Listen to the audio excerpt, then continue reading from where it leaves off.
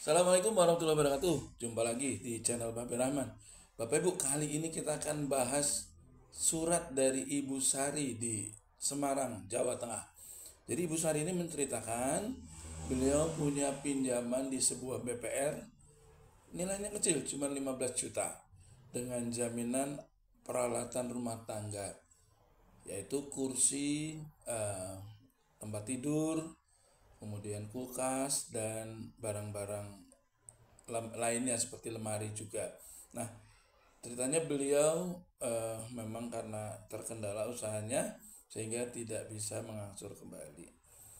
Beberapa waktu lalu beliau sudah pernah dieksekusi kursi tamunya. Kursi tamunya diambil oleh petugas dan sehingga sekarang kalau ada tamu nggak bisa duduk di kursi karena nggak ada kursinya, hanya di teras saja. Nah, saat ini beliau didatangi lagi, diancam untuk dilegalkan, katanya dilegalkan. Dia tanya maksudnya legal itu apa. Saya juga nggak paham maksudnya legal itu apa. Mungkin bisa jadi petugasnya juga asal ngomong gitu ya, maksudnya dilegalkan. Kalau dilegalkan berarti utangnya ibu kemarin nggak legal gitu kan, berarti jadi ya nggak usah dibayar kalau nggak legal. Jadi gini, Bu Sari di Semarang, Jawa Tengah ya, pengikatan jaminan terhadap barang-barang bergerak seperti tadi ya, sepeda motor, kursi, kulkas, lemari, tempat tidur, itu pengikatannya namanya fidusia. Nah, kalau mereka akan mengeksekusi, ya walaupun ibu memang sudah menyadari bahwa itu buat jaminan, tapi eh, ibu juga berhak menanyakan apakah pengikatan jaminan terhadap barang-barang yang ibu serahkan sebagai agunan itu ada nggak pengikatannya gitu. Jadi bank itu untuk bisa mengeksekusi terhadap jaminan yang diberikan itu harus ada pengikatannya. Jadi bukan cuma menyerahkan sertifikat atau menyerahkan seperti barang-barang tadi, kemudian ketika macet dia bisa eksekusi. Jadi kewenangan mengeksekusi itu bila ada pengikatan jaminannya. Nah, pengikatan jaminan terhadap tanah, rumah, kios, dan sebagainya gitu ya, barang-barang tidak bergerak, itu namanya pengikatannya namanya hak tanggungan. Jadi bank punya hak untuk melelang bukan karena sertifikat yang dia pegang, tapi karena adanya pengikatan hak tanggungan. Jadi sekalipun dia pegang jaminan, kalau tidak ada pengikatannya, maka dia tidak sah untuk melakukan eksekusi. Saya sering memberi contoh analogi yang sederhana.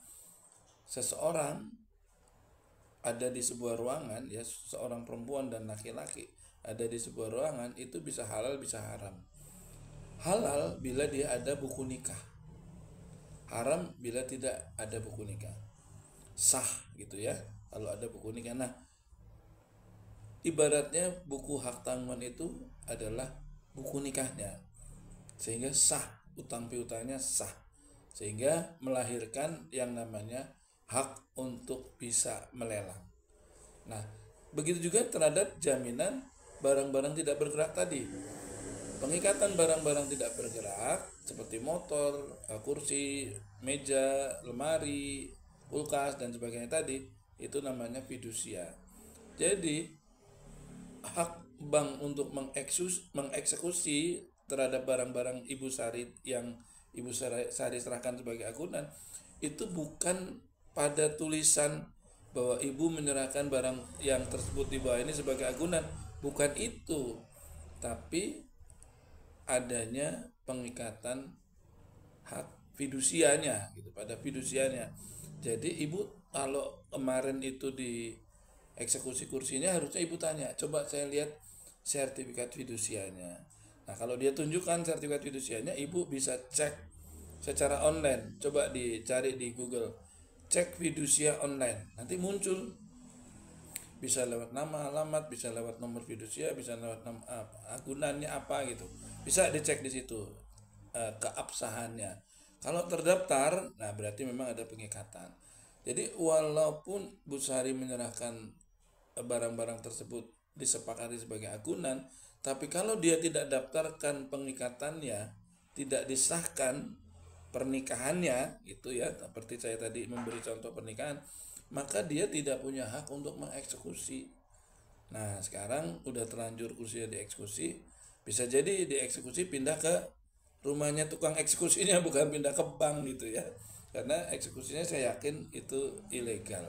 Nah, terhadap barang-barang yang katanya juga akan mau dieksekusi, Ibu bisa tanyakan mana salinan sertifikat fidusianya. Walaupun cuma selembar fotokopi nggak apa-apa, Ibu bisa cek. Kalau ada, ya memang dia punya hak mengeksekusi. Dan eksekusinya itu juga eh, nggak bisa serta-merta seperti itu ya.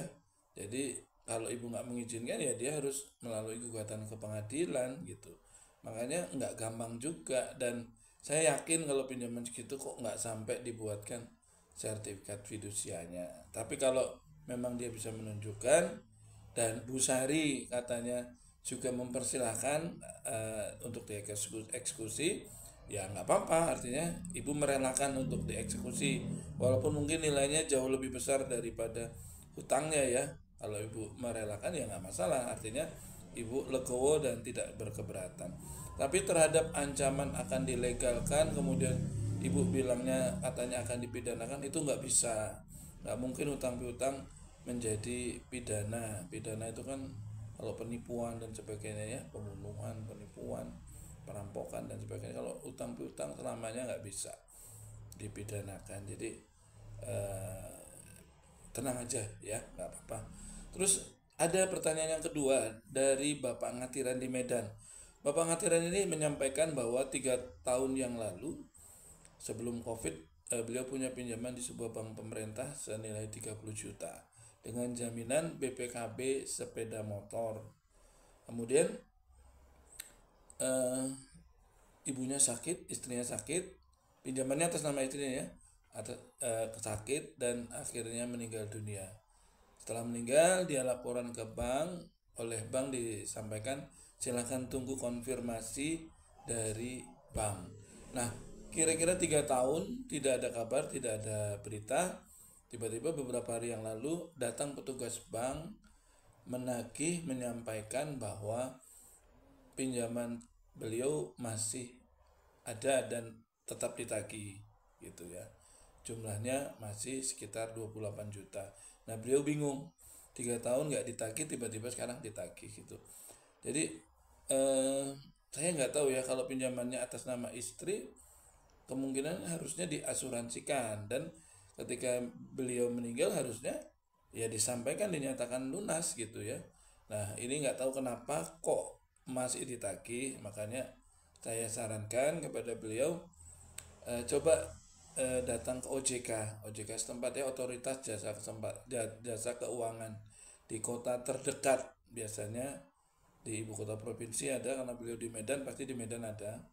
Pokoknya cari OJK terdekat, tanyakan, Bapak bawa KTP ya, KTP atas nama peminjam, sampaikan bahwa minta SLIK ya, SLIK, minta SLIK. Nanti di situ akan ada keterangan masih punya pinjaman di mana saja atau punya pinjaman di mana saja gitu ya. Nah, dan juga termasuk pinjaman yang di bank tersebut apakah sudah lunas atau belum. Jadi kalau sudah lunas ya berarti sudah tidak ada saldonya, berarti sudah kosong. Kayak gitu ya, dicoba saja. Dan kalau sudah, silakan bersurat ke bank tersebut menanyakan apakah pinjaman ini dulu tidak diasuransikan sehingga saya masih ditagih. Kayak gitu ya Bapak Ngatiran di Medan. Semoga mendapatkan pencerahan. Terima kasih. Sampai jumpa di lain kesempatan. Assalamualaikum warahmatullahi wabarakatuh.